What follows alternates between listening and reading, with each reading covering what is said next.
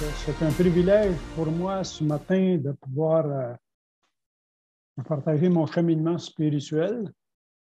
Dans un premier temps, je vais résumer une partie de ma vie avant d'accepter le Seigneur Jésus comme mon sauveur personnel. Deuxièmement, ce qui a entouré ma conversion. Et troisièmement, les changements qui se sont opérés, qui se sont effectués depuis le début. Alors, personnellement, je suis né dans les années 40, dans le temps de la guerre, dans la Mauricie, la région de Shawinigan, élevé d'une famille de 7. Nous étions, avec les parents, on était 4 gars, une fille. Moi, mes parents, parents religieux, bonne morale chez nous. Je n'ai jamais vu mon père en boisson et je ne l'ai jamais vu sortir seul non plus. Et ma mère non plus, je ne les ai pas vu sortir, faire des sorties personnelles. La messe chaque dimanche, ça, c'était très normal, très important.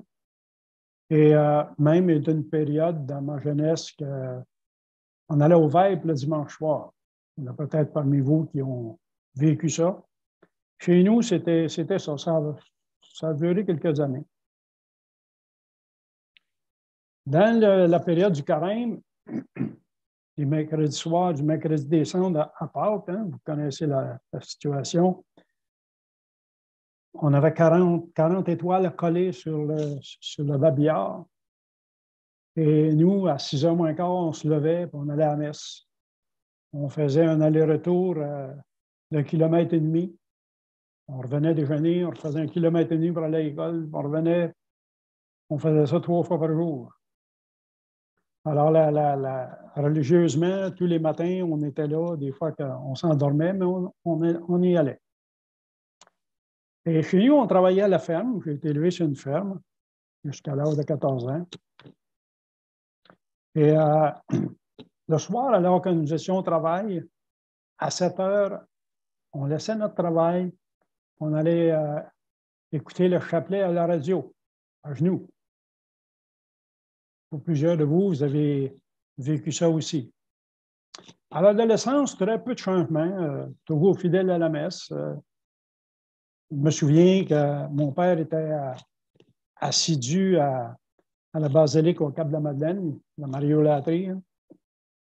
Et je me souviens à peu près à l'âge de 14 ans d'y être allé durant l'été 17 fois. Alors, on avait la neuvaine qui faisait 9 jours. Alors, on était allé au moins 8 autres dimanches, qui faisait qu'on était là plus souvent que dans notre paroisse. Et pour moi, tout a commencé en 1973. Alors que je travaillais dans le milieu de la construction, dans le milieu des affaires aussi, la fabrication, la vente de matériaux de construction, on avait différentes choses qu'on faisait. Et j'étais avec un de mes amis qui était un excellent vendeur et nous étions en train de démarrer une nouvelle usine de fabrication enduit couverture.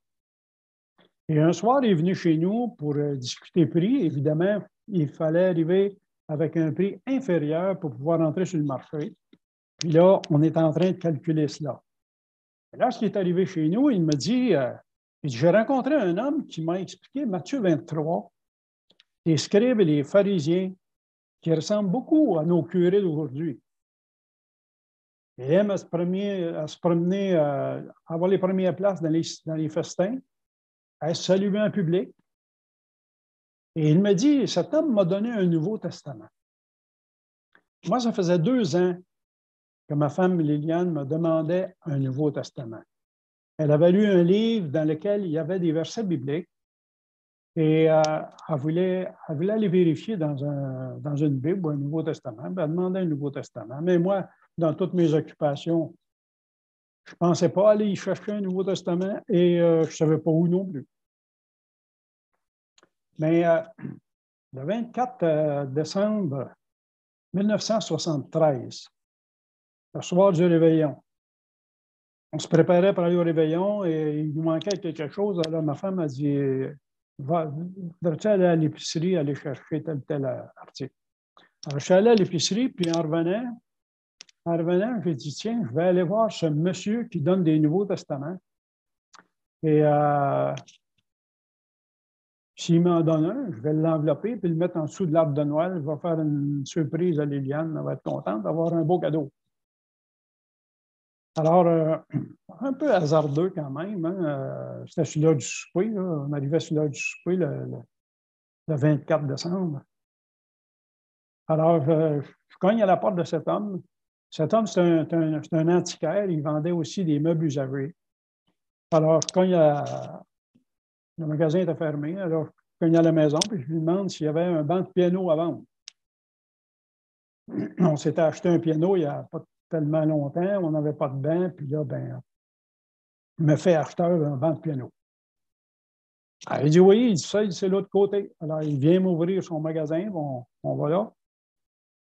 Et on regarde ça, puis à un moment donné, moi mon but, c'était d'avoir un Nouveau Testament. Alors, je lui pose la question, il dit, vous donnez des Bibles ici, vous? Alors, il dit, oui, ça, c'est dans l'autre pièce. Alors, il m'amène dans une autre pièce. Là, il ouvre un tiroir qui avait des Nouveaux Testaments, puis il en prend un et il me le donne. Mais comme il vient pour me le donner, il dit, sais-tu que ton nom est écrit dans ça? Et là, il me cite Jean 3,16 en spécifiant bien mon nom dedans, hein, car Dieu a tant aimé Jean qu'il a donné son Fils unique afin que quiconque, il dit, tu peux mettre ton nom là, quiconque croit en lui ne périsse point, mais qu'il ait la vie éternelle. Et là, il me pose cette question, as-tu la vie éternelle? Je n'étais pas embarrassé, je voulais simplement m'en aller. J'avais le Nouveau Testament, mais je voulais partir. Mais pour ne pas répondre à ces questions, je lui ai posé une autre question. J'ai dit, vous avez réussi, vous, dans votre commerce? Et il dit, j'aimerais ça en discuter un peu parce que moi, je suis en train de démarrer quelque chose de nouveau. Tout ça. Alors, il dit, le meilleur conseil que je peux te donner, c'est Matthieu 6, 33. Cherche premièrement le royaume et la justice de Dieu et toutes ces choses seront données par-dessus. Évidemment que ça ne répondait pas encore tout à fait à ma question, mais on a terminé dans notre discussion et je suis retourné chez nous plein de réflexions imaginées. Et là, les fêtes ont passé, puis aussitôt la période des fêtes terminée, j'ai retourné plusieurs fois, au moins 4 fois, voir ce monsieur-là pour entendre parler de l'Évangile. Et la 4e fois, j'ai réalisé que cet homme avait quelque chose que je n'avais pas. Puis entre-temps, dans la période de janvier à mars, avril, parce que moi, ça m'a pris 4 mois, et dans ce temps-là, j'écoutais une émission à la radio dimanche matin, La foi vivifiante avec Fernand Saint-Louis. Et je disais à Liliane, j'apprends plus en écoutant cette émission qu'aller à la messe. Mais là, on est arrivé le dimanche et lors de cette 4e visite, ce chrétien-là m'avait invité justement à aller avec eux le dimanche. Alors, le dimanche suivant, on est allé à la réunion avec eux dans une petite église à Trois-Rivières. Et le prédicateur, je me souviens de son nom. Ce qu'il a parlé, je ne m'en souviens pas. Mais je me souviens qu'ils ont chanté un chant qui m'a vraiment interpellé, puis je vous le cite, c'est « Jésus, par ton sang précieux, enlève mon iniquité. Regarde-moi du haut des cieux, dis-moi que tu m'as pardonné. J'ai longtemps erré, cœur rebelle, mais j'entends ta voix qui m'appelle au pied de ta croix maintenant, tout confus, brisé, je me rends. Blanc, plus blanc que neige, lavé par le sang de l'agneau, je serai plus blanc que la neige. » Et là, le monsieur qui était assis à côté de moi se lève debout et audiblement, à voix forte, dit « Merci Seigneur que mon cœur est plus blanc que la neige. » Là, j'ai été saisi par ça. Mon cœur est plus blanc que la neige. Comment il vient? C'est impressionnant de voir l'assurance qu'il avait dans ses paroles. Et là, on est retourné chez nous. Et durant la semaine, avec toutes les rencontres que j'avais eues avec lui, j'avais très bien compris le message de Romains 3,23, tous sont péchés, ils sont privés de la gloire de Dieu. Je savais que j'avais manqué le but pour lequel j'ai été créé. J'avais reconnu que si je mourrais dans cet état, je n'irais pas au ciel. J'avais tout compris ça. Alors, durant la semaine, je me souviens pas quelle journée, mais je me souviens que c'est sur l'heure du midi. Je suis entré dans mon bureau et dans mon bureau, il y avait un grand miroir. Je me suis placé devant ce miroir-là, dans un esprit de repentance. Et comme j'avais bien reconnu que j'étais un pécheur, j'avais réalisé que dans mon état de pécheur, j'ai toujours contrôlé ma vie comme je voulais. Alors, tout ça, c'était clair pour moi que je comprenais ça. Alors, je me suis placé devant ce miroir et en silence, j'ai dit, Seigneur, j'ai péché contre toi et contre mon prochain et je mérite de payer les conséquences. Et j'avais compris qu'il était mort à la croix pour payer la dette de mes péchés, de mes fautes, de mes manquements. J'avais compris tout ça. Et là, j'ai crié, Seigneur, viens me sauver. Viens sauver mon âme. Et il l'a fait. Et je peux vous dire que quand je suis rentré dans mon bureau, je n'étais pas sauvé. Mais quand je suis sorti de mon bureau, j'étais sauvé. Ce qui s'est passé à ce moment-là, c'est tout simplement que je suis passé de la mort à la vie. Vous savez que Adam, dans le jardin d'Éden, a reçu la vie. Mais lorsqu'il a désobéi à Dieu, il est mort spirituellement. Et plus tard, il est mort physiquement. Et ainsi, il est passé de la vie à la mort. Et ainsi, la mort s'est étendue sur tous les hommes parce que tous ont péché. Romains 5,12. Et pour moi, ce qui s'est passé, après avoir accepté le salut gratuit de Dieu, tout simplement, je suis passé de la mort à la vie, je suis né de nouveau. Jean 5,24, nous lisons, en vérité, je vous le dis, celui qui écoute ma parole et qui croit à celui qui m'a envoyé a la vie éternelle, ne vient point dans le jugement, mais il est passé de la mort à la vie. Alors, lorsque nous acceptons le Seigneur Jésus-Christ comme sauveur personnel, nous passons de la mort à la vie. Si on peut résumer, Adam, en désobéissant, il est passé de la vie à la mort. Lorsque nous acceptons le Seigneur Jésus-Christ comme sauveur personnel, nous passons de la mort à la vie. Vous avez compris le message? Le même privilège est pour vous aujourd'hui, tout simplement qu'à reconnaître votre état de pécheur, vous repentir de vos fautes et dire, Seigneur, viens me sauver, je suis perdu. Et je me souviens, lorsque j'étais allé à la réunion ce dimanche-là, on m'avait dit, à Cap-de-la-Madeleine, eux, ils prennent leur pas du Seigneur. Ça ne me disait pas grand-chose. Mais on m'a indiqué à quel endroit c'était. Alors, le dimanche suivant, on s'est rendu à l'Assemblée chrétienne de Cap-de-la-Madeleine, aujourd'hui la CCM, et nous avons reçu un bon accueil. Nous avons compris que notre place était là. Et un petit fait cocasse, je vous disais tantôt qu'à l'âge de 14 ans, j'étais allé à la basilique 17 fois. Alors, le dimanche matin, lorsqu'on est sorti de la réunion à la CCM, devinez où je suis allé? À la basilique. Je suis allé voir la basilique.